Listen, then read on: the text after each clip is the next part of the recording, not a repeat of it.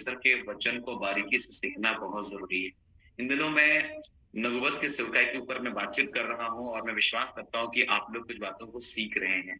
और पिछले दिनों हम लोगों ने नबूवत की सेवकाई जो लोग हमारे साथ नए जुड़े हैं, उनसे मैं कहना चाहता हूँ, आपको इन दिनों अंतिम समय में नबूवत की सेवकाई को जानना, भविष्यवक्ता की सेवकाई को जानना, नबी की सेवकाई को जानना बहुत ज़रूरी है। क्योंकि बाइबल में साफ लिखा हुआ है कि अंत के दिनों में झूठे भविष्यवक्ता उठ खड़े होंगे। तो अगर आपने पहचाना नहीं तो आप ठोकर खा जाओगे, है ना? नबूवत की सेवकाई ज़रूरी है, परंतु किस प्रकार की नबूवत की सेवकाई को आपको सुनना है या ग्रहण करना है उनकी बातों को, इस बात को जानना बहुत ज़रूरी है। बहुत सारी बातें पिछले अध्ययन में मैंने आपसे कही हैं। अगर आप नबूवत की सेवकाई के बारे में जानना चाहते हैं, तो हर घर प्रार्थना घर में जब आप टाइप करते हैं, हमारा नाम को टाइप करिए और बगल में नबी की सेवकाई आप अगर लिखेंगे, तो अपने आप नबूवत की सेवकाई के बारे में जो कुछ मैंने बोला है, क्योंकि ऑलरेडी बहुत सारे टीचर यहाँ आते हैं, बहुत सारे प्रभु के दास यहाँ आते हैं, उनके संदेश वहाँ पर हैं। हालाँकि हर एक का संदेश बहुत ही अच्छा है। जितने भी टीचर हमारे पास जुड़ते हैं, बहुत ही अनुभवी शिक्षक लोग कई बार जुड़ते हैं। हम में से कई लोग हैं जो शायद उनका नहीं सुनते हैं। आप में से कितने लोग हैं जो मुझे जानते हैं, तो आपको लगता है कि नहीं, मुझे केवल पास्टर साउल का सुनना चाहिए, है ना? नहीं, इसके अलावे भी अगर आप और भी शिक्षकों को अगर आप सुनिएगा ना, मैं आपसे सच कहता हूँ, आप बहुत आशीषित होंगे और अपने जीवन में बहुत आगे बढ़ेंगे, है ना? ज़रूर प्रभु के वचन को गहराई से सीखिए, सुनिए, समझिए, है ना? क्योंकि ये समय मेरे प्रिय परमेश्वर के वचन को और गहराई से समझने का है। परमेश्वर ने दानियेल से एक बात कही थी। अगर आप दानियेल अंतिम अध्याय में चलेंगे मेरे साथ, तो आप देखेंगे वहां पर दानियेल से एक बात कही गई थी, आप लोगों ने पढ़ा होगा। और वो हिस्सा था दानियेल जो है 12 अध्याय अगर देखेंगे, तो उसका 4 पद एक बात लिखा हुआ, 4 पद, है ना? दानियेल 12 का 4। तो मेहरबानी करके कोई पढ़ने में हमारी सहायता करें। परंतु ये परंतु हे दानियल, तू इस पुस्तक पर मुहर करके इस वचनों को अंत समय तक के लिए बंद रख। बहुत से लोग पूछ-पाछ और ढूंढ-ढांड करेंगे और इससे ज्ञान बढ़ भी जाएगा। यहाँ पर दानियेल से इस बात को कहा गया था कि तू इस पुस्तक पर मुहर करके इन वचनों को अंत समय तक के लिए बंद रख, और बहुत से लोग पूछ-पाछ और ढूंढ-ढांड करेंगे और ज्ञान बढ़ जाएगा। मेरे प्रियो, हम अंत समय में हैं और परमेश्वर का वचन अंतिम दिनों के संबंध में जो कुछ भी चिन्हों के रूप में हमें बताया, है ना, यीशु मसीह ने बताया, वो सारी चीजें हमारे जनरेशन में, हमारी पीढ़ी में पूरी हो रही है। इसका मतलब है कि ये जो दानियेल की पुस्तक में जो बात जिक्र की गई थी, जो भविष्यवाणी की बात थी, उसको मुहर लगाने के लिए बोला गया था, वो मुहर खुल गया है। इस एंड टाइम में मेरे प्रियो, परमेश्वर अपने दास भक्तों के द्वारा से उस मुहर को खोल रहा है। वरन पवित्र आत्मा भी कई बार उस मुहर को खोलने में आप में से कईयों की मदद किया है। जो बात आप नहीं समझते थे, आपने पवित्र आत्मा की सहायता से उसको समझा है ना? और निश्चय पवित्र आत्मा से बेहतर शिक्षक कोई भी नहीं है। और ये एंड टाइम में, इस अंतिम समय में परमेश्वर अपनी आत्मा के द्वारा इन सब बातों को समझने के लिए हमारी सहायता कर रहा है ना? इसलिए प्रभु को बहुत-बहुत धन्यवाद। तो मैंने नबूवत की सेवकाई के बारे में बहुत सारी बातें बताई हैं, इसलिए मैं उसको फिर से रिवीजन नहीं करना चाहता हूँ, समय को बचा रहा हूँ। नबूवत की सेवकाई की बात अगर हम करें मेरे प्रियो, तो नबी जो है वो जो है वो स्वयं के अपने शब्दों में वो बात नहीं करता है। नबी जो है वो स्वयं के अपने शब्दों में बात नहीं करता है। वो जब भी वो बात करता है, वो पवित्र आत्मा की प्रेरणा में होकर के वो बोलता है ना? परमेश्वर का वचन जो है उसकी आत्मा से बुलबुले के समान, बुलबुले के जैसा निकलता जाता है। और इसलिए इब्रानी शब्द में कई बार नबी के लिए नावा शब्द का इस्तेमाल किया गया। हिब्रू वर्ड है नावा। नावा का मतलब होता है बुलबुला, बुलबुला निकलना या आवाज सहित निकलना या उबाल मारना या गर्म सोता या प्रेरणा होकर बोलना या अलौकिक आत्मा के चलाए बातें करना, ये उसका अर्थ निकलता है। नावा, नावा, है ना? तो संक्षिप्त में परमेश्वर अपने व्यक्ति के द्वारा बात किया करता है ना? पतरस के कहने का यही तात्पर्य था। अगर आप पतरस निकालेंगे, आई थिंक दूसरा पतरस में होगा, 1 अध्याय अगर हम चलेंगे तो दूसरा पतरस में 1 अध्याय आप हमारे साथ निकालिए और उसका हम देखेंगे 21 पद। जी, 21 पद क्या लिखा है वहां पर? क्योंकि कोई भी भविष्यवाणी मनुष्य की इच्छा से कभी नहीं हुई, पर भक्त जन पवित्र आत्मा के द्वारा उभरे उभारे जाकर परमेश्वर की ओर से बोलते थे। अभी भी वही होना चाहिए, ये अपनी ओर से नहीं होना चाहिए। हम अपनी भावनाओं को, हम अपने विचारों को भविष्यवाणी का नाम ना दें। आपको इसी बात को परखना है इन एंड टाइम में मेरे प्रियो। और परमेश्वर जब भविष्यवाणी की बात करता है, इसी वचन से बोलेगा, और उस भविष्यवाणी की बात में मटेरियल ब्लेसिंग की बात या भौतिकता की बात नहीं होगी, उसमें आत्मिकता की बात होगी, आत्मिक उन्नति की बात होगी। अब आपको गाड़ी मिलने वाला है, आपको कार मिलने वाला है, आपका नौकरी होने वाला है। भविष्यवाणी इतना सस्ता नहीं है कि इन बातों के लिए भविष्यवाणी किया जाए, है ना। ठीक है, चंगाइयां हैं, आज भी अद्भुत काम परमेश्वर करते हैं, लेकिन हमारा फोकस रहता है कि काश ये भविष्यवाणी करे कि मुझे नौकरी मिलने वाली है। अरे अपने आत्मिक उन्नति के बारे में सोचिए भाई, अपने आत्मिक जीवन के बारे में पहले अगर भविष्यवाणी हो जाए, अगर अंदर सब ठीक ठाक हो जाए तो बाहर सब ठीक ठाक हो जाएगा। यहाँ पर लिखा है क्योंकि कोई भी भविष्यवाणी मनुष्य की इच्छा से कभी नहीं हुई उन दिनों में, इन दिनों में मनुष्य की इच्छा से भविष्यवाणी हो रही है ना। और आगे लिखा हुआ है कि पर भक्त जन पवित्र आत्मा की प्रेरणा से, पवित्र आत्मा के उभारे जाकर वो बोलते थे, है ना, परमेश्वर की ओर से बोलते थे। तो पतरस का कहने का यही तात्पर्य था, है ना, कि कोई भी जो नबुवत है वो मनुष्य की इच्छा से कभी भी नहीं हुई। अगर ये हो रही है तो आपको पहचान लेना है उस पेड़ को, है ना। पेड़ अपने फल से पहचाना जाता है। याद रखिएगा, बाइबल में इस बात को बताया गया कि अंत के दिनों में लोग बोलेंगे क्या हमने तेरे नाम से भविष्यवाणी नहीं की। तो आज यीशु के नाम से ही भविष्यवाणी हो रही है, दूसरा नाम इस्तेमाल नहीं हो रहा है। तो लोग बोलेंगे वो भी तो सेवक ही है ना, इसलिए हम उसको सुन रहे हैं, है ना। मेरे प्रिय, परमेश्वर का वचन के आधार से वो बोल रहा है या नहीं हो रहा है, या अपने स्वार्थ सिद्धि के लिए बोल रहा है। मैंने पहले भी बताया कि ये कौन लोग हैं, वो समुद्र में छिपे हुए चट्टान सरीखे लोग हैं, है ना। यहूदा उसके बारे में बोलता है समुद्र में छिपा हुआ जो है चट्टान है, और वो जो है ना समुद्र के प्रचंड हिलकोरे, लिखा हुआ हिलकोरे हैं, जो अपनी लज्जा का फेन उछालते हैं, ये डमाडोल तारे हैं, ऐसा करके लिखा हुआ है इनके बारे में। कितना खतरनाक वर्ड यहूदा की पत्री में लिखा हुआ है मेरे प्रिय, यहूदा की पत्री में। और इसके बारे में लिखा हुआ है कि ये लोग जो है ये बेधड़क अपना ही पेट भरने वाले रखवाले। आज इन दिनों प्रॉफिट लोग देखिए कितना प्रॉफिट में चल रहा है वो, है ना। केवल लोगों को टच करना है और गिराना है, इस प्रकार से लोगों में प्रभाव डालना है कि हम कितना सामर्थी व्यक्ति। खड़े हो जाओ भाई प्रभु के साथ, गिरना बड़ी बात नहीं है जी, है ना, गिरना बड़ी बात नहीं है। जो लोग गिरे हैं कितना वो प्रभु के साथ खड़े हैं, जरा पूछिए उनसे। जो लोग गिरे हैं उनसे पूछे कितना वो प्रभु के साथ खड़े हैं। देखिए, चलना जरूरी है प्रभु के साथ। एक लंगड़ा चंगा होने से अच्छा है कि हम आत्मिक रीति से चंगे हो जाए और चल पाए और दौड़ पाए। हम लंगड़ा थे, हम ठीक हो गए, लेकिन प्रभु के साथ आत्मा में चल नहीं पा रहे हैं। तो आत्मा में चलना ये बड़ा इंपॉर्टेंट है ना। तो इसलिए आपको बताना चाह रहा हूं कि नबूवत की सेवकाई को पहचानना बहुत जरूरी है ना।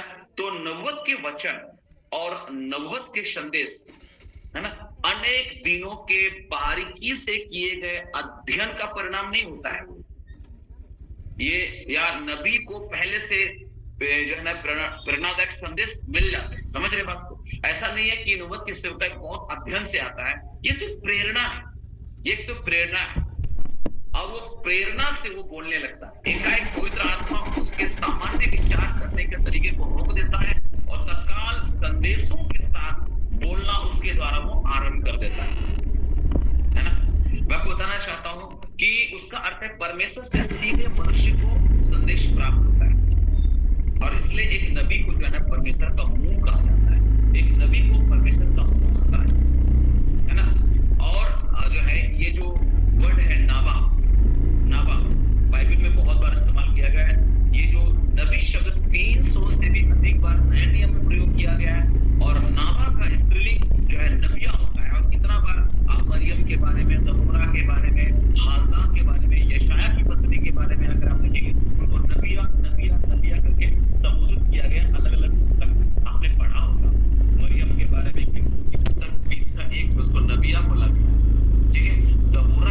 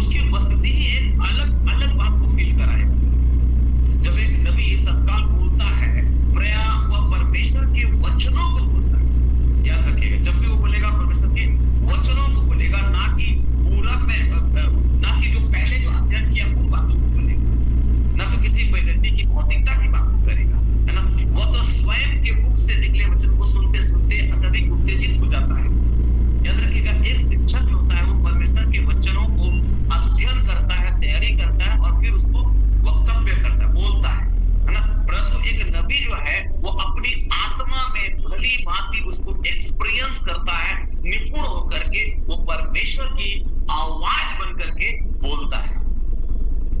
एक शिक्षक होता है वो अध्ययन करके तैयारी करके बोलता है, लेकिन एक नबी कौन होता है जिसने एक्सपीरियंस किया उन सारी बातों को और परमेश्वर की आवाज बन करके वो बोलता है। यशाया 40 में एक बात लिखी है, आप देखेंगे उसको, यशाया 40 उसका 5 और 6, 5 और 6 मात्र क्या लिखा है यशाया में। जी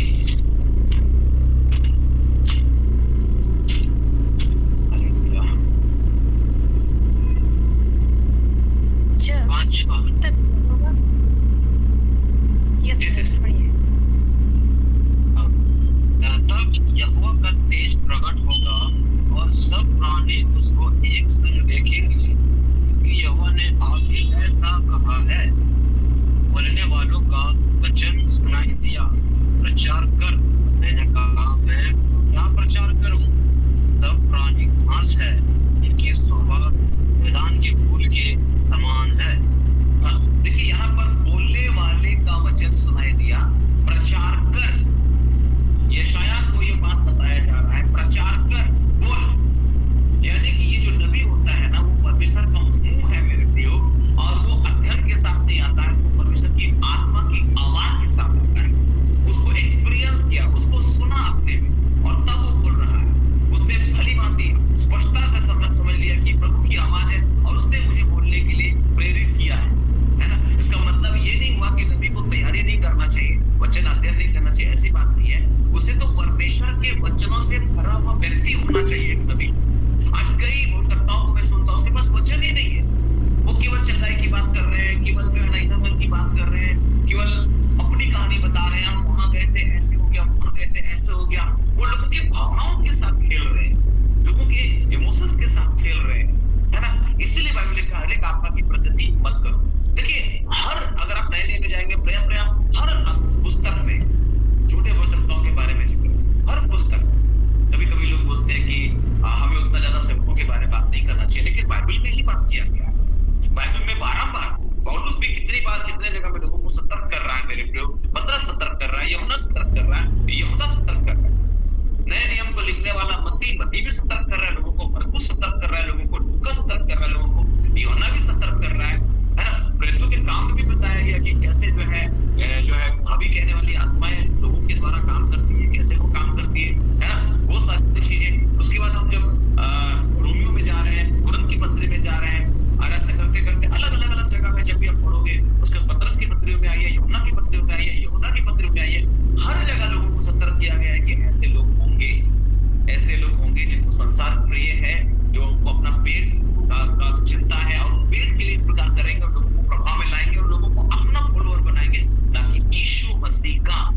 तो इस एंड टाइम में मेरे प्रियो आपको आत्मिक जीवन में, क्योंकि बाइबल लिखा है हो सके तो चुने हुए भी भरमा दिए जाएंगे, इसलिए हमको ये शिक्षा आपको देने के लिए जो है प्रेरणा होगी कि हम इस शिक्षा के साथ आपको सावधान करें, आपको उत्साहित करें कि आप किसकी सुन रहे हैं। क्या मानवीय विचारों को तो नहीं सुन रहे हैं, क्या किसी की भावनात्मक विचारों को तो नहीं सुन रहे हैं आप, परमेश्वर के वचन के अनुसार से क्या वो लिखा है और उसको आप सुन रहे हैं, या कि किसी की भावनाओं को आप सुन रहे हैं। तो भविष्यवक्ता कोई भावनाओं में बह के बोलने वाला नहीं है, वो पवित्र आत्मा से उभारे जाकर के बोलता है, और वो जब बोलता है तो आत्मिक उन्नति की बात करता है, वो दुनियादारी की बात नहीं करता है कि आपका बैंक बैलेंस बढ़ने वाला, नौकरी, इस सब बात को नहीं करेगा मेरे, है ना। तो ये थोड़ा सा सावधान रहिएगा, ठीक है। तो भविष्यवाणी करते समय वो जब बोलेगा वो एक अलग व्यक्ति के रूप में होकर बोलेगा, वो एक अलग व्यक्ति हो जाएगा। सौल के साथ भी ऐसा ही हुआ, जब उसको परमेश्वर ने अपनी आत्मा दिया तो वो भविष्यवाणी करने लग गया था।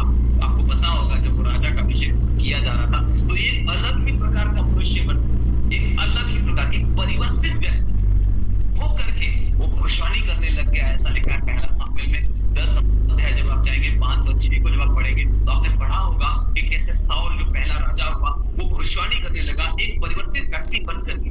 साउल तो खोए हुए गधों को ढूंढने निकला था, साउल जो है उस समय खोए हुए गधों को ढूंढने निकला था, लेकिन उस समय परमेश्वर ने सामुएल से कहा कि पब्लिक मांग कर रहा है, प्रजा मांग कर रहा है एक राजा का, तो उसने तुम एक राजा को चुन लो, उसने बता दे कि ऐसा ऐसा कुछ होने वाला है, बंदा तेरे पास आने वाला है ना। और वो सॉल के बारे में सारी चीजें परमेश्वर ने शामिल को बता दी, है ना। तो सॉल जो है खोए हुए गधों को ढूंढते हुए निकला, परंतु वो आश्चर्यचकित था, आश्चर्यचकित, वो अत्यंत खुश हुआ जब उसे इजराइल के प्रथम राजा के रूप में अभिषिक्त किया गया। मेरे प्रियो, शामिल जो कहा वह इस प्रकार से है, तब तू परमेश्वर के पहाड़ पर पहुंचेगा, उसको परमेश्वर शामिल उनके बारे में बोला और बोला यहोवा का आत्मा जो है वो तुझ पर बल से उतरेगा और तू उनके साथ नबूवत करने लगेगा और तू परिवर्तित होकर और ही मनुष्य हो जाएगा, बोल के पहला शामिल 10 अध्याय उसका 5 और 6 में लिखा है।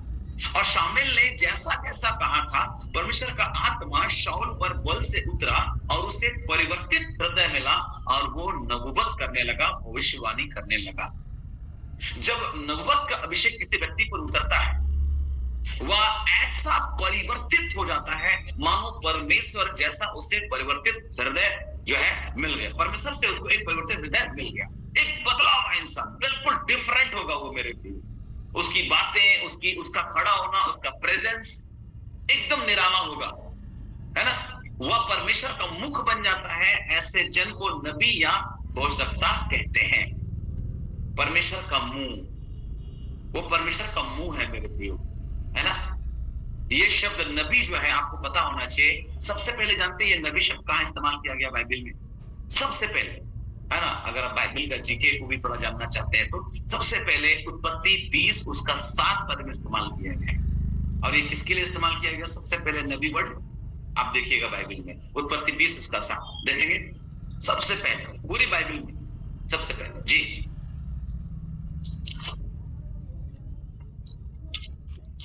इसीलिए अब उस पुरुष की पत्नी को उसे लौटा दे, क्योंकि वह नबी है और तेरे लिए प्रार्थना करेगा और तू जीता रहेगा। पर यदि तू उसको ना लौटाए तो जान रख कि तू और तेरे जितने लोग हैं सब निश्चय मर जाएंगे। ये किसके लिए बोला गया? ये शब्द किसके लिए बोला गया? ये शब्द किसके लिए बोला गया? जी, ये अब्राहम की पत्नी के बारे में बताया जी। और परमेश्वर किससे बोल रहा है? आप थोड़ा सा ऊपर नीचे देखिए भी, आप लोग किससे बोल रहा है परमेश्वर? अबीमेलेक से, है ना। अबीमेलेक जो गरार का राजा है ना, गरार का राजा है। और अभी यहाँ अब्राहम आया है। अब्राहम जो है अभी दक्षिण देश से यहाँ पर आया है और गरार में रहने लगा। और उस समय मेरे प्रयोग यहाँ पर एक बार फिर अब्राहम झूठ का सहारा लिया, बोला कि तुम अपने आप को, अपनी पत्नी को बोला कि तुम अपने आप को बहन बताना। पहली बार मिस्र में ऐसा किया था, दूसरी बार अभी गरार में कर रहा है। कभी कभी जिसको हम विश्वास का पिता बोलते हैं उसके साथ भी ऐसा सिचुएशन आया, लेकिन परमेश्वर ने इसको सद्र किया। परमेश्वर ने इस अपने अनुग्रह के द्वारा इसको उठाया, है ना, अपने अनुग्रह के द्वारा इसको उठाया। सो हम लोग देखते हैं कि यहाँ पर फिर भी प्रभु का अनुग्रह देखिए कैसा हुआ कि अभी मैंने तो सोचा कि इसको अपनी पत्नी बनाकर हम रख लेंगे, लेकिन उसको सौंपन के द्वारा परमेश्वर ने बताया कि तुम जिसकी पत्नी को रखा है ना, वो एक नबी है, वो एक नबी है, उसको छूना भी नहीं। और वो छुआ भी नहीं डर से उसको। और उसका हम सभी को पता है कि परमेश्वर ने सीधे अबीमेलेक से सौंपन के द्वारा बातचीत की और बोला उसको लौटा दो, नहीं तो तुम समाप्त हो जाओगे, सब लोग जो तुम्हारे हैं वो भी मर जाएंगे, है ना। ऐसा करके परमेश्वर ने यहाँ अबीमेलेक को स्वप्न के द्वारा बताया था। तो ये जो नबी शब्द है सबसे पहले अब्राहम के लिए बाइबल में आया है। और परमेश्वर ने अबीमेलेक के सामने अब्राहम को नबी कह करके परिचय दिया।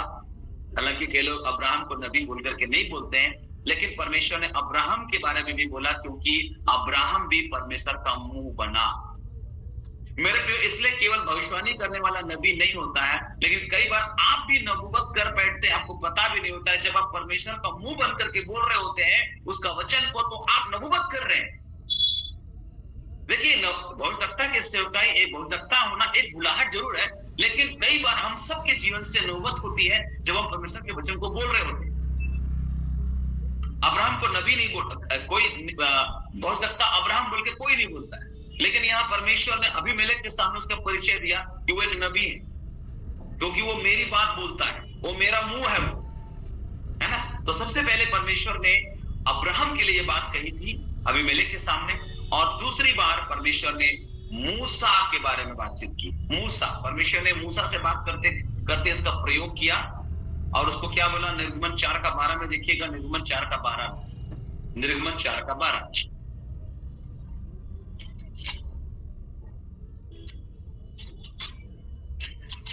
अब जा, मैं तेरे मुख के संग होकर जो तुझे कहना होगा वह तुझे सिखलाता जाऊंगा। देखिए, नबी कौन होता है कि परमेश्वर जो है वहां पर ऐसा बोल रहा, अब जा, मैं तेरे मुख के संग होकर जो तुझे कहना होगा वो तुझे सिखलाता जाऊंगा।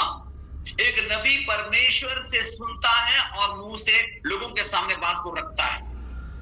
ऐसा नहीं कि वो अपने विचारों को बोल रहा है, मुझे ऐसा लगता है, मुझे ऐसा लगता है, नहीं। परमेश्वर क्या बोला वो बोलो, है ना। आपको पहचानना पड़ेगा आप कौन से बोलता की सुन रहे हैं, कौन से नबी की आप सुन रहे हैं। यहाँ पर परमेश्वर मूसा से बोला कि अब जा, मैं तेरे मुख के संग होकर जो तुझे कहना होगा वो तुझे सिखलाता जाऊंगा, है ना। अब जा, परमेश्वर ने मूसा के वचनों पर विश्वास नहीं किया, है ना। परमेश्वर ने मूसा से कहा, क्या बोला कि देखो तेरे मुख से होकर हम बात करेंगे, इसलिए तू ये बातें सिखाना, और मैं उसके मुख के संग और तेरे मुख के संग जो कुछ करना होगा मैं तुझे सिखलाता जाऊंगा। वो तेरी ओर से लोगों से मैं तेरे द्वारा लोगों से बात करूंगा, है ना। परमेश्वर उनको बताया कि मैं तेरे द्वारा बात करूंगा, तेरे द्वारा। तो नबी कौन होता है? जिसके द्वारा परमेश्वर बात करता है। और ये जरूरी है इस एंड टाइम में मेरे प्रियो, कलीसिया को और दृढ़ करने के लिए नबूवत की सेवकाई भी जरूरत है। नबूवत का प्रचार होना चाहिए। परमेश्वर ने यूं कहा है, आप केवल प्रतिज्ञा की बात करते हैं, और परमेश्वर जो आप पर अपनी इच्छा जाहिर करना चाहता है कि तुम किस प्रकार चल रहे हो, दाएं बाएं मुड़ रहे हो, उस प्रकार की बात बोलने वाले लोग कहां गए? मीठा मीठा बोलने वालों का अनुसरण कर रहे हैं, है ना। चंगाई मीटिंग बोलने से बाप रे बाप लाखों की भीड़, और जहां अगर मान लीजिए कि कोई बोल सकता की सेवकाई, अभी जो बोल सकता है वो अलग टाइप का बोल सकता है, उसको तो सुनने के लिए लाखों लोग जा रहे हैं। परंतु अगर बोल सकता बोल दे कि यहोवा की ओर से मुझे जमशेदपुर और झारखंड तेरे लिए एक भारी वचन आया है, बोले कि दोबारा मत बुलाओ भाई इसको, है ना। अगर किसी कलीसिया के लिए भारी वचन आ गया, किसी पास्टर के लिए भारी वचन आ गया, किसी विश्वासी के लिए भारी वचन आ गया, तो क्या होगा? क्योंकि एक नबी जो होता है वो हलचल मचाने वाला मनुष्य होता है मेरे प्रियो। जब वो बोलता है तो हलचल मच जाता है, हड़कंप मच जाता है, ऐसा बोलता है ना। अगर ऐसा हो रहा है मतलब आप समझ लीजिए परमेश्वर की ओर से। अभी तो मीठा मीठा बोल के, बहुत अच्छा पास्टर, आपका संदेश सुनकर हमको तो बहुत अच्छा लगा। क्या अच्छा लगा? जब तुम खड़े नहीं हो पा रहे हो, चल नहीं पा रहे हो, उठ नहीं पा रहे हो, तुम बैठे हो, और तुम जहां के तहां हो, टस से मस्त नहीं हुआ तो क्या फायदा हुआ? अच्छा लगा, अच्छा लगा, वो नाइस मीटिंग, वेरी गुड, बहुत अच्छा लगा। क्या अच्छा लगा? है मेरे प्रियो, हम लोग हमेशा हर मीटिंग, देखो प्रभु का कोई भी सभा अच्छा ही लगता है, लेकिन कितने लोग हैं जो चल पा रहे हैं? यहोवा की ओर से आवाज आ नहीं रहा है जिसको लोग बोल रहे हैं। अपनी बुद्धि से लोग बोल रहे हैं, अपने ज्ञान से लोग बोल रहे हैं, अपने समझ से बोल रहे हैं, है ना। अगर आप निर्गमन की पुस्तक में देखेंगे तो यहाँ हारून मूसा का नबी था, जानते हैं? हारून जो है मूसा का नबी था, यानी मूसा की ओर से हारून बोलता था, और मूसा परमेश्वर की ओर से हारून को बोलता था। वो डायरेक्ट नहीं बोलता था, परमेश्वर मूसा से बोलता था, मूसा हारून से और हारून का आवाज मूसा का आवाज बन करके हारून लोगों के पास जाता था। वो मूसा से वचन पाता था और फिरौन से बात किया करता था, मानो वह मूसा का मुंह या प्रवक्ता था। हारून मूसा को परमेश्वर बोलता था, मूसा हारून को बोलता था, और हारून मंडली को बोलता था, है ना। तो इस प्रकार से हम देखते हैं कि हारून जो है वो मूसा का नबी था। नबी का मतलब मुंह, है ना। परमेश्वर का मुंह होना। और अभी जो है मूसा का मुंह कौन बना? हारून। क्यों मूसा क्यों बोल रहा है? क्यों उसको हारून को बनाया गया? क्योंकि मूसा बोला मैं तोतलाता हूं, मैं मुंह का भद्दा हूं। बोला कोई बात नहीं, मेरी बात तुम्हारा तक जाएगा और तुम अपनी बात किसी और को बता दो। उस बात के लिए परमेश्वर ने हारून को चुन लिया। हारून बोलेगा, यानी हारून मूसा के लिए नबी था। है ना, और मूसा परमेश्वर के लिए नबी था। हालेलुया। और ऐसे करके परमेश्वर अपने संदेश को लोगों तक पहुंचा रहा है मेरे प्रियो, वो प्रवक्ता बन गया। देखिए कभी कभी आप लोग किसी पार्टी, राजनीतिक पार्टी को जानते हैं कि हाँ ये कांग्रेस का प्रवक्ता है, कांग्रेस की तरफ से बोलने वाला, ये बीजेपी का प्रवक्ता है। आप लोगों ने सुना होगा इस प्रकार के शब्द को। मैं आपको बताना चाहता हूं, एक भविष्यवक्ता, एक प्रवक्ता है जो परमेश्वर की ओर से होकर के वो जो है ना लोगों के सामने बात को रख रहा है, वो है। अब परमेश्वर क्या चाहता है, सारी बात तो उसने इस बाइबल में लिख दी है। अगर इससे बाहर कोई भविष्यवाणी कर रहा है तो समझ लीजिए कि ये एक झूठा भविष्यवक्ता है ना। तो इस प्रकार से हम देखते हैं मेरे प्रियो कि हारून जो है वो मूसा का नबी था, वो मूसा से वचन पाता था और फिरौन से बात किया करता था, मानो वो मूसा का मुंह या प्रवक्ता था। ये भविष्यवाणी की वास्तविक तस्वीर को स्पष्ट करती है। परमेश्वर अपने नबी के साथ रहता है और उसके मुंह में अपनी वाणी रखता है, अतः नबी का मुंह परमेश्वर का सा हो जाता है, एक नबी का मुंह। इसलिए जो अपनी आत्मा में परमेश्वर के वचनों को पाता है और मनुष्यों को वही वचन देता है, वो एक नबी है। यही भविष्यवाणी का अभिषेक कहलाता है। हमारे पास एक अन्य बहुत ही इंटरेस्टिंग बात यह है, घटना यह है जिसमें हम उमड़ती हुई भविष्यवाणी को समझ पाएंगे या समझा पाएंगे। नए नियम में कैफा का वर्णन है, आपने सुना होगा, कैफा, अन्ना कैफा सुना होगा। यीशु मसीह के समय में या प्रेरितों के समय देखिएगा, उस वर्ष का वो महायाजक था। यीशु मसीह के समय में वो महायाजक था और उनमें से एक था जिसने यीशु के विरुद्ध में षड्यंत्र रचा था, कैफा, आप सभी को मालूम है। और उसी समय में यीशु मसीह को मंदिर के सैनिकों ने आकर के गसमनी के बाग में पकड़वाया था। हन्ना और कैफा के ही लीडरशिप में सारा चीज चल रहा था।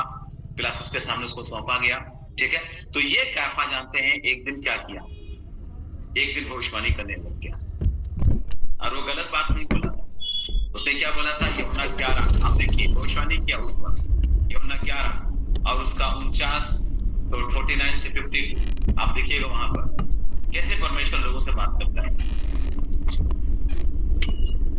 तब उनमें से काइफा नामक एक व्यक्ति ने, जो उस वर्ष का महायाजक था, उनसे कहा, तुम कुछ भी नहीं जानते और न यह समझते हो कि तुम्हारे लिए यह भला है कि हमारे लोगों के लिए एक मनुष्य मरे और सारी जाति नष्ट न हो।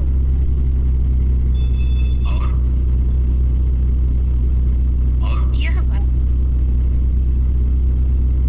आगे, यह बात उसने अपनी ओर से न कही, परंतु उस वर्ष का महायाजक होकर भविष्यवाणी की कि यीशु उस जाति के लिए मरेगा और न केवल उस जाति के लिए वरन इसलिए भी कि परमेश्वर के पितर संतानों को एक कर दे। अतः से मार डालने का षड्यंत्र रचने लगे। सब पता है वो उस वर्ष का महायाजक होकर के क्या कर रहा है, भविष्यवाणी कर रहा है। वो यीशु मसीह को पकड़वाने में वालों में से या उसके विरुद्ध में षड्यंत्र रचने वालों में से एक। लेकिन उस दिन वो भविष्यवाणी क्या कर रहा है कि तुम्हारे लिए ये भला है कि हमारे लोगों के लिए एक मनुष्य मरे और लिखा है सारी जाति नष्ट ना हो। और ये बात उसने अपनी ओर से ना कही, परंतु उस वर्ष का महायाजक होकर भविष्यवाणी की कि यीशु उस जाति के लिए मरेगा। और लिखा हुआ है, और न केवल उस जाति के लिए वरन इसलिए भी कि परमेश्वर के तितर संतानों को वो एक कर दे, इसलिए वो मरेगा।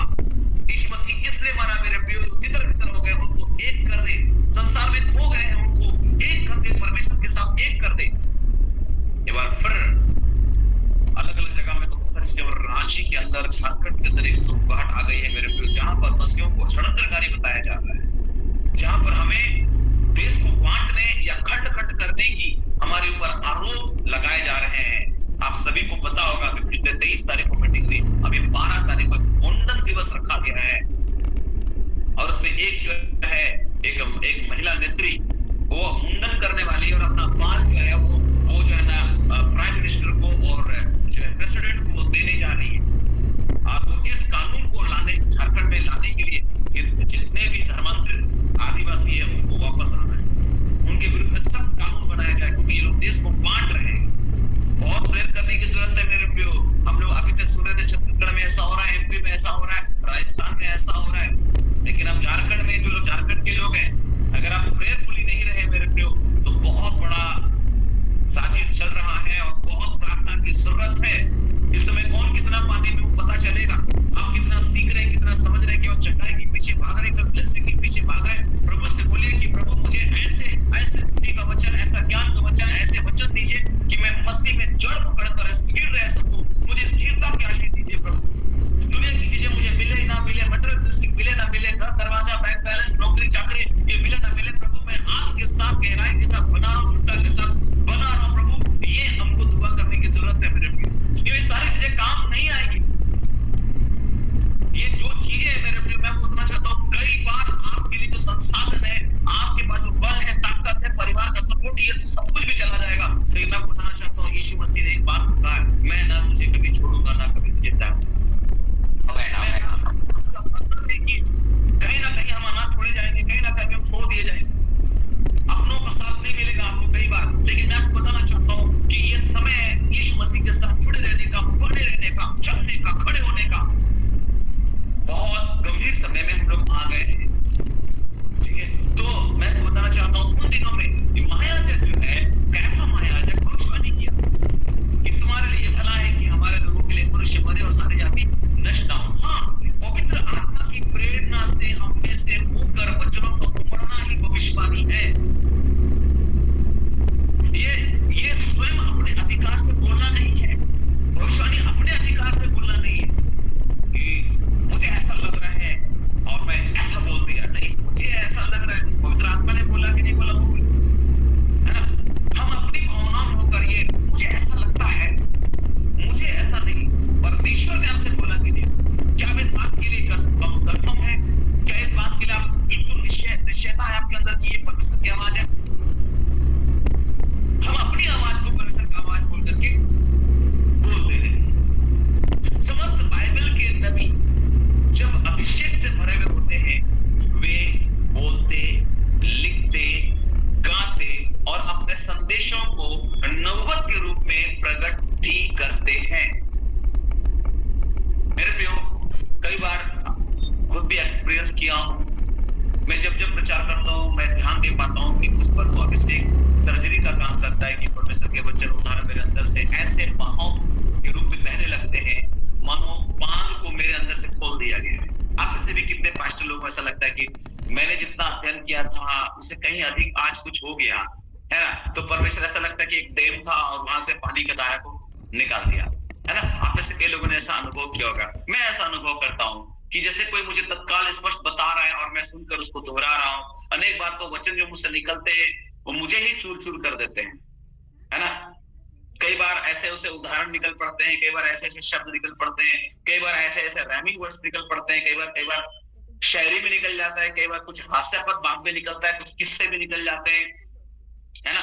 और उसमें भी जो है ना कुछ प्रकाशन छुपा होता है, कुछ भेद छुपा होता है। जैसे यीशु मसीह दृष्टांतों में बात करते थे, वैसे कई बार हम लोग भी कई बार जो है ना कुछ चीजों को हास्यास्पद होकर के बोल देते हैं और उसमें भी भविष्यवाणी छुपा होता है। परमेश्वर अपने लोगों को कैसे इस्तेमाल करता है ना। और उन बातों को बोलते समय कई बार मैं आनंद भी उठाता हूँ अपने आप में। हाँ, वे कहीं भी मेरे अपने नहीं है, मैंने ये सोचा नहीं और मैं उसको बोलना शुरू कर दे रहा हूँ, है ना। मैंने कभी वो सोचा नहीं था कि मैं यहाँ पर ऐसा बोलूंगा, लेकिन अचानक ऐसे ऐसे बात आ जाते जहां सामने वाला हंस भी रहा है लेकिन उसमें एक संदेश भी छुपा हुआ है। कभी कभी मैं मात्र मेरे मुख से निकले शब्दों से सभा में विश्वासियों की स्थिति को खाप जाता हूं। अब यहाँ क्या बोलना है ना, क्या मैं बोल सकता हूं? ठीक है, इस प्रकार से आपने भी एक्सपीरियंस किया होगा। कभी कभी मैं गा रहा होता हूं और गाते गाते गाते गाते कुछ भविष्यवाणी का वचन निकल जा रहा है। कई बार इस अभिषेक को अलग अलग तरीके से काम करते हुए मैंने देखा है। बाइबल के नबियों ने अपने नबूवत को अलग अलग तरीके से लिखा है, अलग अलग साहित्यिक ढंग से उन्होंने लिखा है, जैसे कि गीत, भजन, दोहा, कविता। कभी कभी अलग अलग पैराग्राफ में उसको व्याख्या दिया गया। यदि एक नबी प्रार्थना करता है तो वो भविष्यवाणी युक्त प्रार्थना करता है। जब एक नबी प्रार्थना भी करेगा ना तो वो भविष्यवाणी युक्त प्रार्थना करता है। यदि वो गाता है तो वो भविष्यवाणी युक्त गीत गाता है। कभी कभी कुछ गीत गा रहे होते हैं और वो भविष्यवाणी होता है, कभी कभी कुछ गीत गाया जा रहा होता है और वो भविष्यवाणी होता है। बहुत पहले मुझे याद आता है कि मैंने एक गीत गाया और वो गीत था, असंभव को संभव करने वाला यीशु तू सबसे महान। जिस जगह में गा रहा था उस घर के लोगों को कुछ समस्या थी और उनको लगा कि हाँ, हम एक ऐसे प्रभु के सामने जो असंभव को संभव करने वाला है। और बस मैंने गीत गाया और उस गीत में ही उन्होंने संदेश को पा लिया कि परमेश्वर ने मुझसे बातचीत की है। ये गात एक भविष्यवक्ता जब गीत भी गा रहा है तो वो भविष्यवाणी युक्त गीत होता है। जब वो प्रार्थना कर रहा है वो भविष्यवाणी युक्त प्रार्थना होती है। जब वो प्रचार करता है तो वो भविष्यवाणी युक्त परमेश्वर का वचन रेमा उसको सिखाता है ना। जब वो लिख रहा होता है तो वो भविष्यवाणी युक्त बात को लिखता है। मैं किताबों के बीच में अभी रह रहा हूं और मैं इतनी किताबों के बीच में मैं रह रहा हूं। अभी 9 बजेगा, सभी लोग चले जाएंगे, पूरा बुक स्टॉल है, उसको मैं लॉक करूंगा, देखूंगा, किताबों के साथ में रह रहा हूं। तो मैं सोचता हूं उनकी की बातों को कई बार थोड़ा सा पलट करके कि कैसे उन लोगों ने लिखा। पेशेंस चाहिए भाई। और एक एक संदेश इतना लग रहा है हृदय को। कुछ कुछ पुस्तकें मानो लग रहा है मैं सब पुस्तक उठा लेता, मेरे पास इतने पैसे होते मैं सब उठा लेता, ऐसा लग रहा है। फिर भी काफी मैंने पुस्तकें ली हैं और कल से मैंने शुरुआत भी कर दी। मैंने समय भी लिखा कि मैं कब से पढ़ना शुरू कर रहा हूं इन सारे पुस्तकों को, है ना। जितना बन पड़ा थोड़ा थोड़ा कुछ कुछ भाग को मैं देख रहा हूं, है ना। तो एक जब भविष्यवक्ता जब लिखता भी है ना तो वो भविष्यवक्ता युक्त शिक्षा और भविष्यवाणी युक्त जो है लेख को लिखता है। ठीक है। तो मैं आपको बताना चाहता हूं मेरे प्रियो कि परमेश्वर के नबियों को इन दिनों पहचानने की आवश्यकता है। आप किस प्रकार के नबियों को सुन रहे हैं, आप किस प्रकार के नबियों को फॉलो कर रहे हैं। सावधान, क्योंकि प्रभु ने बोला है हो सके तो चुने हुए भी लोग भरमाए जाएंगे। ठीक है। अलग अलग सेवकाई है। दाऊद, देखिए दाऊद को राजा बोला गया लेकिन दाऊद नबी भी है, दाऊद को नबी भी बोला गया। दाऊद एक गायक नबी था, वो राजा तो था ही लेकिन वो एक गायक नबी था। उनके आप दाऊद का भजन को देखिए, दाऊद का भजन भली आप नहीं लिख सकते। दाऊद का भजन एक भविष्यवाणी है मेरे, क्योंकि दाऊद का भजन क्रम में है ही नहीं। जो घटना पहले होना चाहिए था उसको बाद में लिखा गया और जो बाद की घटना है उसको पहले लिखा गया। आप दाऊद का भजन को, भजन 1 से लेकर 150 को अगर देखिएगा वो क्रम में है ही नहीं। आप उस घटना को जब अध्ययन करेंगे कि इस अध्याय ये जो लिखा गया है ये तो बाद की घटना है, इसको पहले लिख दिया गया और पहले की घटना को बाद में लिखा गया, क्योंकि वो जानबूझ के ऐसा किया गया है क्योंकि उसमें एक भविष्यवाणी छुपा हुआ है। दाऊद का भजन एक भविष्यवाणी है इस्राएल के संबंध में, आपको मालूम होना चाहिए। इस्राएल के लिए भविष्यवाणी है दाऊद का भजन। उसको आप आम पुस्तक मत लीजिए। अगर हम यहूदी रब्बी की बात करें तो यहूदी रब्बी उसको जो है ना एक ईश्वरी सन मानते हैं दाऊद का भजन को। बाइबल का 19 नंबर का पुस्तक है वो, और 19 का मतलब 1900 ईस्वी से उसको कंपेयर किया जाता है, तुलना किया जाता है। अगर हम भजन संहिता 1 पढ़ रहे हैं तो 1901 में इजराइल के साथ क्या हुआ। 1902 अगर आप पढ़ रहे हैं तो 1902। ऐसा करते करते मैंने से पहले बताया होगा आप लोगों को, है ना। तो दाऊद एक गायक नबी था, यिर्मयाह नबूवत की बातों का लेखक था। सामुएल और कई अन्य नबी जो है वो जो है एक जो जैसे लगता है एक उपन्यास लिखा जाता है उस शैली में वो लिखा करते थे। एलिया ने नबूवत से भरे पत्र को लिखा और कुछ नबियों ने कविता की शैली में भविष्यवाणियों को लिखा। कई नबियों ने अपने संदेशों को देने के लिए अधिकतर सजीव चित्रण किया मेरे प्रियो। ऐसी ऐसी बातों को सामने लेकर के आया, मानो लग रहा हम कुछ पिक्चर देख रहे हैं। चित्रों और दृष्टांतों से संबंधित कार्यों और साथ ही सांकेतिक संदेश की क्रियाओं को उन्होंने अपनाया। उनके जीवन भी विशेष शैली में पाए जाते थे। जो नबी लोग होते थे ना उनका एक विशेष शैली था उनका जीवन का। आप देखिएगा कितना नॉर्मल लाइफ लोग जीता था, लेकिन प्रभावशाली। आज के समय में हम कपड़ों में प्रभाव डाल रहे हैं, वस्त्र में ही प्रभाव डाल रहे हैं, स्टेज में चढ़ रहे हैं तो ऐसा लगता है कोई सेलिब्रिटी आया, कोई हॉलीवुड बॉलीवुड का कलाकार आ गया है। मेरे प्रियो, यशाया नबी ने वस्त्र खोले और नंगे पांव चक्कर लगाया।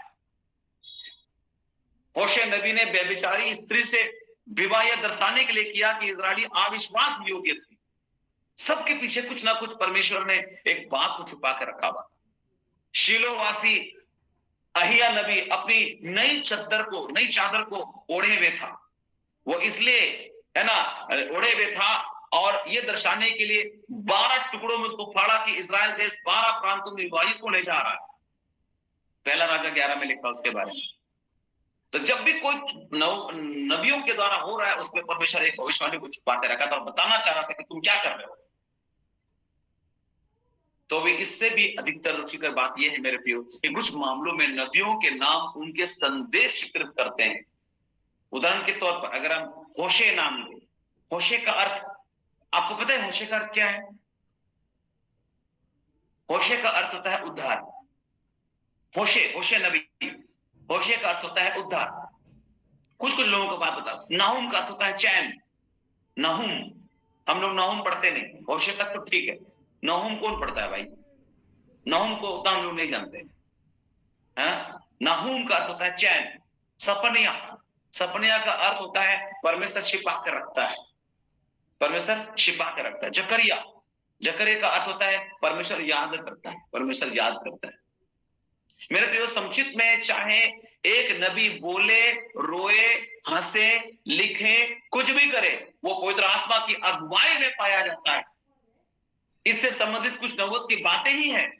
वह स्वयं परमेश्वर को प्रकट करता है। एक नबी परमेश्वर को प्रकट करता है, वो होता है नबी। ऐसे नहीं कि आया खड़ा होकर के कुछ भी आम इमली बोल रहा है और आप लोग भोले भाले लोग एकदम ऐसे करके हाँ ठीक बोल रहे हैं। प्रभु यीशु के सिवाय अब भी एक नबी की तस्वीर, पूर्ण तस्वीर देखना शेष है मेरे प्रियो। जबकि पवित्र आत्मा उंडेला जा चुका है, हम वचनानुसार नबियों को परिपूर्णता में देख पाएंगे। हमारे पास उन्हें पहचानने हेतु एक खुला हृदय होना चाहिए, एक खुला हृदय होना चाहिए। उनको यूं ही हल्के से लेकर के यह कहते हुए कि ये प्राचीन काल के जैसे नबी नहीं है, नहीं छोड़ना चाहिए। नौबत का अभिषेक आज सब जगह उंडेला जा रहा है, परंतु आने वाले दिनों में हम जबरदस्त उठाव को देखने जा रहे हैं। ये अन्य सेवकाई के लिए भी है। उदाहरण के लिए हम एक सिद्ध या धमाकेदार प्रेरित की संपूर्ण प्रेताई के चरित्र से भरे हम उसको नहीं देखते हैं, परंतु हम प्रेताई के सेवा में आए नएपन को अवश्य देखते हैं कि परमेश्वर ने इसमें नया कुछ किया है। जब एक व्यक्ति इस नावा अभिषेक से भर जाता है, नावा का मतलब बुलबुला है ना, वो भर जाता है तो अभिषेक पाने वाला स्वयं को संभाल नहीं पाता है। और यही कारण है कि हम आमोस नबी को विलाप करते हुए देखते हैं, परमेश्वर यहोवा बोला कौन नौबत नहीं करेगा। जब परमेश्वर ने बोला तो कौन नौबत नहीं करेगा, लिखा आमोस 3:8 में। जब यहोवा ने बोला तो कौन नौबत नहीं करेगा। पहुनाए, त्यागा जाना और सताव ने यिर्मयाह को किसी भी तरह दबाव में नहीं लिया मेरे प्रियो। उसके नौबत के वचनों को बेहिचक निडरता से घोषणा हुई है ना। उसके पास जो आया था वचन, बेहिचक निडरता से वो घोषणा किया और विश्वास योग्यता ने कड़े से कड़े विरोध को हिला करके रख दिया। उसने तो ये तक सोच लिया था कि मैं परमेश्वर की चर्चा नहीं करूंगा या उसके नाम से कुछ भी नहीं बोलूंगा। अतः वह यह कहने लगा, मेरी हड्डियों में धधकती हुई आग हो, और मैं अपने को रोकते रोकते थक गया। वो तो रुक रहा था, परमेश्वर का वचन जब मिला था ना, वो डर गया था, रोने लग गया था। वो सोचा कि मैं नहीं बोलूंगा, लेकिन वो रहा नहीं गया। बोलता मेरे अंदर सब कुछ जल रहा था, बोलना ही है। यशायाह 20:19 में लिखा, हमको तो बोलना ही है ना। मेरी हड्डियों में धधकती हुई आग हो और मैं अपने को रोकते रोकते थक गया, मुझसे रहा नहीं गया। एक भविष्यवक्ता ऐसा होता है, उससे रहा नहीं जाएगा। परमेश्वर ने मुझसे बोला, इसलिए मैं बोल के रहूंगा, आपको अच्छा लगे बुरा या बुरा लगे। संदेश और एक नबी का बोल उसे थका देता है, असहाय कर देता है। जब वो बोलता है खलबली मच जाता है, भूकंप मच जाता है, हड़कंप मच जाता है। एक नबी की जवाबदारी और उसका बोझ बड़ा गंभीर होता है मेरे प्रियो। और परमेश्वर समर्पित लोगों को खोज रहा है जो उसका मुख बनेंगे, उसका बोझ उठाएंगे और उसकी भावनाओं को उसके लोगों पर व्यक्त करेंगे और उसे नावा चाहिए, उसे नबी चाहिए, नाबा नबी चाहिए मेरे प्रियो। क्या आप उसका मुख बनेंगे? क्या आप उसका दूत बनेंगे? क्या आप परमेश्वर के वचन को सुनकर संसार को बताना चाहेंगे? परमेश्वर आपको अंत समय के नबी की सेना की सूची में जोड़ना चाहता है। आप में से यहाँ जो लोग सुन रहे हैं मुझे, परमेश्वर आप में से हर एक को ये सेवकाई देना चाहता है। आप हर एक लोग परमेश्वर का मुंह बन जाइए। आइए परमेश्वर के संदेश को लेकर के जाइए मेरे प्रियो। मानो नए नियम में राजदूत की संख्या में दी गई है। ये नबी एक प्रकार का राजदूत है, वो प्रतिनिधि है, स्वर्ग का प्रतिनिधि। आप में से हर एक लोग स्वर्ग का प्रतिनिधि है। अपने आप को कमजोर मत समझिए। आप में से कोई कमजोर बंदा नहीं बैठा हुआ है। अगर आप अभी तक केवल दुआ करवा रहे हैं, रुक जाइए। अभी अब आपका समय है, ये समय आपका है मेरे प्रियो। मैं आपको उत्साहित कर रहा हूं। इतने समय तक आप परमेश्वर के वचन को सुन रहे हैं, समय के विचार से, तो आपको गुरु हो जाना चाहिए, आपको शुरू हो जाना चाहिए, आपको काम कर देना चाहिए। हालेलुया। हम जानते हैं कठिन परिस्थिति, और जब आप प्रभु के साथ आगे बढ़ेंगे, पीछे कोई है जो खींचेगा। ये हम सबके साथ होता है मेरे प्रियो। हम जितना आगे बढ़ना चाहते हैं, कोई तो है जो कोई हमें रोक रहा है। ऐसे ऐसे परिस्थितियां आएंगी। मैं विलियम कैरी के किताब को पढ़ रहा था। विलियम कैरी ने क्या कुछ नहीं सहा, क्या कुछ नहीं सहा, जिसका सबसे अधिक उसको साथ मिलना चाहिए था, उसकी पत्नी का। उसने उसको इतना तड़पाया। आप विलियम कैरी का पुस्तक पढ़िए कभी। लेकिन इस भारत देश के अंदर सेवकाई को देखिए, आज हमारे पास हिंदी बाइबल है, वरन इसके अलावा और भी बहुत सारे अनुवाद विलियम कैरी के अगुवाई में हुआ है मेरे प्रियो। एक मामूली सा बंदा, एक साधारण इंसान, इंग्लैंड में सबसे अभागा और सबसे गरीब व्यक्ति में से गिना जाता था, और वो व्यक्ति भारत में आकर के कितना महान काम किया। आज हमारे पास ये बाइबल उपलब्ध है। उसकी उपलब्धि की वजह से ये बाइबल उपलब्ध है। क्या कुछ नहीं त्यागा। कई बार आपके साथ होगा। परमेश्वर के साथ चलना इतना आसान नहीं होता है ना।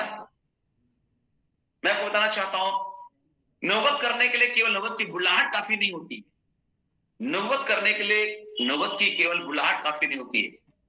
मैं आपको बताना चाहता हूं, आप में से हर एक ऐसे अभिषेक का लालसा रखें कि मैं प्रभु आपका मुंह बनना चाहता हूं, मैं आपका मुंह बनना चाहता हूं प्रभु, मैं आपका दूत बनना चाहता हूं प्रभु, मैं आपके वचन को संसार को बताना चाहता हूं। और इस प्रकार से मेरे प्रियो, आइए हम नौबत की सेवकाई करें, क्योंकि नबी चाहिए हमको। झूठे नबी तो बहुत हो गए हैं, जो परमेश्वर के वचन की घोषणा करे, परमेश्वर का मुंह बनकर के काम करे, परमेश्वर के स्वभाव में होकर के काम करे, परमेश्वर का दूत होकर के काम करे, राजदूत होकर के काम करे। परमेश्वर आज ऐसे बंदे को खोज रहा है जो लालसा रखे। वो उस अभिषेक को लीजिए। आइए दुआ करिए। हे परमेश्वर, हमारे बीच में नाबा नबी को खड़ा कर। नाबा नबी, नाबा का मतलब बुलबुला है ना। हमने शुरू में बता दिया नाबा का मतलब क्या होता है ना। नाबा का मतलब बुलबुले जैसा निकलने वाला शब्द है ना, बुलबुला, उबाल मारना, ठीक है। अलौकिक आत्मा से चलना और बोलना। भक्तजन आत्मा से उभारे जाकर बोलते थे। प्रभु से दुआ करिए, प्रभु मुझे बना, मुझे ऐसा व्यक्ति बना प्रभु कि मैं आपका मुंह बन सकूं। हमें सारे परमेश्वर का मुंह बन जाए। आइए परमेश्वर का मुंह बन जाए। खाली मुंह मत बनाते रहिए, खाली मुंह मत बनाते रहिए, परमेश्वर का मुंह बन जाइए। हालेलुया। आपको उत्साहित करता हूं प्रभु यीशु के नाम में। पहचानिए इस अंतिम समय में, अपनी बुलाहट को भी पहचानिए। आप केवल सुनने के लिए यहाँ नहीं आए, आप यहाँ केवल सुनने के लिए नहीं आए। केवल सुनते मत रहिए मेरे प्रियो। कई लिखा बाइबल में, सदा सीखते तो रहते लेकिन सत्य की पहचान तक कभी नहीं पहुंच पाते। हमें से कितने लोग सीखते रहते हॉस्टल बहुत अच्छा बोला ना, लेकिन सीखे कुछ नहीं, लाइफ में कुछ नहीं, प्रैक्टिकल ही नहीं। थ्योरी में अटके मत रहिए, आइए प्रैक्टिकल तक पहुंचिए। केवल विश्वास मत करिए, आइए कार्य में उसको साबित करिए। आपका विश्वास कार्य के बिना व्यर्थ है। आपको कार्य करके दिखाना पड़ेगा कि हाँ मैं प्रभु का जन हूं। हालेलुया। और निर्भर मत रहिए, खाली दुआ करते रहिए, मेरे लिए दुआ करते रहिए। भाई साहब, बहुत सारे भाई लोग ऐसे हैं, मेरे नाम से प्रार्थना करते रहिए, मेरे नाम से प्रार्थना करते रहिए। अरे भाई, केवल प्रार्थना की जरूरत, आप दुआ करो ना, आप दूसरों के लिए। बंद करिए ये सारी चीजें। आइए हम प्रार्थना करें। आप खड़े हो जाइए, स्टैंड हो जाइए, दूसरों के लिए जो समस्या आपका है किसी और के साथ भी होगा, आप उसके लिए प्रार्थना करना चालू कर दीजिए। जो दूसरों की खेती सींचेगा उसकी भी सींची जाएगी, दो तो तुम्हें भी दिया जाएगा। हालेलुया। तो आज हम दूसरों के लिए प्रार्थना करेंगे। कोई नाम यहाँ आता है, आप नोट डाउन करिए और आप दुआ करना चालू करिए, है ना, और देखिए परमेश्वर आपके जीवन में क्या करता है। प्रभु में बने रहिए। यहाँ पर अपने संदेश को विराम देता हूँ। प्रभु ने चाहे तो एक बार फिर से आपसे हमारी मुलाकात होगी। आज मैंने बताया नबी जो होता है वो नावा है, नावा, है ना, नावा बुलबुला, उसकी परमेश्वर का वचन उसकी आत्मा से बुलबुले जैसा निकलता चला जाता है, ये नावा है। बुलबुला निकलना या आवाज सहित निकलना या उबाल मारना या गर्म सोता या प्रेरणा होकर बोलना या अलौकिक आत्मा के चलाए चलना, नावा, नावा। और प्रभु से बोले, प्रभु मुझे अपना मुंह बना दीजिए, मुझे अपना राजदूत बना के इस्तेमाल कीजिए। परमेश्वर के वचन को मैं सुनूं और संसार को बताऊं। परमेश्वर अंत के समय में जो नबी की सेना आप तैयार कर रहे हैं, उस सेना में मुझे भी शामिल कर लीजिए। चाहे आपके पास नौबत की बुलाहट हो या ना हो मेरे प्रियो, लेकिन आप में से ऐसे अभिषेक का बहाव होना चाहिए, आप में एक ऐसे अभिषेक का बहाव होना चाहिए। इसकी लालसा रखिए। आइए दुआ करिए, हे परमेश्वर हमारे बीच में नावा नबी को खड़ा कर। प्रभु इस वचन के द्वारा आप सबको बहुतायत के साथ आशीष प्रदान करें। प्रभु ने चाहा पहली बार आपसे इसी माध्यम से जरूर आपसे मुलाकात होगी। आप हमारे लिए, हमारे मिनिस्ट्री के लिए, फैमिली के लिए दुआ करते रहिए। Thank you so much. आमीन।